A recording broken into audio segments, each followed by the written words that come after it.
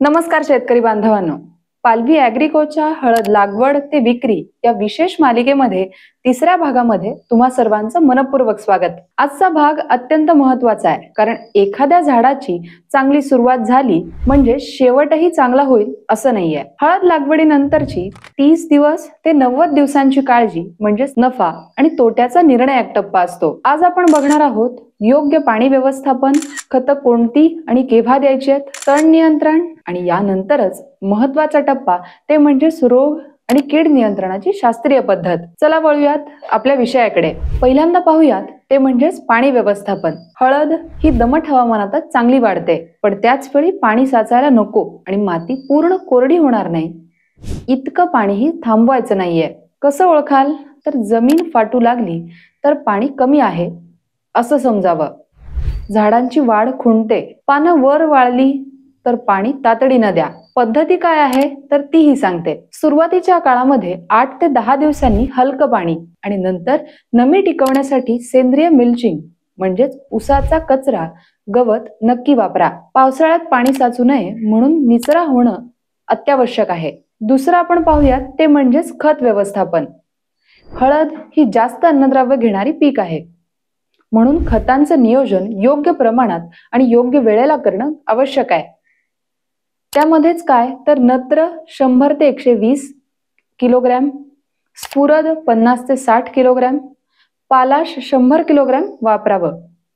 लागवडीच्या वेळी संपूर्ण स्फुरद आणि 25% नत्र आणि 50% पालाश, 30 ते 45 दिवसांनी 50% नत्र आणि उरलेलं पालाश, 60 दिवसांनी उरलेलं नत्र या प्रमाणामध्ये आपण व्यवस्थापन करावं।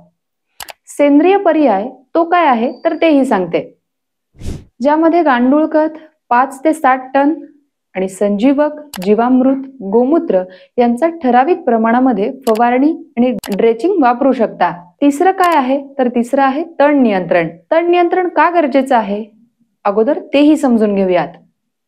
तणांमध्ये झाडांना अन्न आणि पाणी कमी मिळतं, विशेषतः सुरुवातीच्या 45 दिवसांमध्ये तण हटवणं आवश्यक आहे। लागवडीनंतर 25 ते 30व्या दिवशी पहिली कोळपणी नक्की करा। 45 ते 50व्या दिवशी दुसरी कोळपणी नक्की करा। यानंतर मिल्चिंग केल्यास तणांची वाढ थांबते। काही शेतकरी ग्लायफोटस किंवा इतर रसायनं नक्की वापरतात आणि ती हळदीच्या पानांना लागली तर झाड जळण्याचा धोका असतो। चौथा आपण मुद्दा पाहूयात ते म्हणजे रोग आणि कीड नियंत्रण। मुख्य अडचणी काय आहेत तर तेही समजून घेऊयात।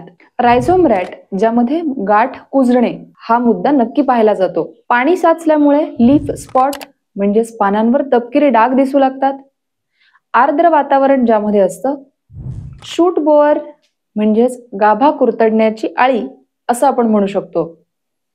ही वाढती झाडं उपायही सांगते। सेंद्रिय उपाय काय आहे तर 10 लिटर पाण्यामध्ये ट्रायकोडर्मा आणि जीवामृत नक्की मिसळा। महिन्यातून एकदा ड्रेचिंग करा। रासायनिक उपाय काय आहे तर बॅविस्टन किंवा साफ 2 ग्रॅम प्रति लिटर या प्रमाणामध्ये फवारणी करावी। लीफ स्पॉट किंवा मँकोझेब किंवा कॉपर ऑक्सीक्लोराइड नक्की वापरा। शूट बोअरसाठी नीम ऑइल 5 मिली किंवा क्लोरपायरिफॉर्मस 2 मिली प्रति लिटर। म्हणूनच शेतकरी बांधवांनो, लागवडीनंतरचा पहिला दिवस ते 90वा दिवस हळद उत्पादनाच्या दृष्टीनं सर्वात महत्त्वाचा काळ आहे। पाणी, खत, तण नियंत्रण आणि रोग कीड नियंत्रण हे योग्य वेळी केलं तर तुम्हाला हळदीतून नक्कीच सोनं मिळू शकतं। पुढील भागामध्ये आपण पाहणार आहोत हळदीची काढणी, उकड प्रक्रिया, वाळवण, ग्रेडिंग आणि विक्री याविषयी आपण पुढे माहिती घेणार आहोत। तोपर्यंत पालवी ॲग्रिको नक्की पाहत राहा। शेतीच्या उज्ज्वल भविष्यासाठी आणि शेतकऱ्यांच्या हक्कासाठी नक्की पाहत राहा पालवी ॲग्रिको। धन्यवाद।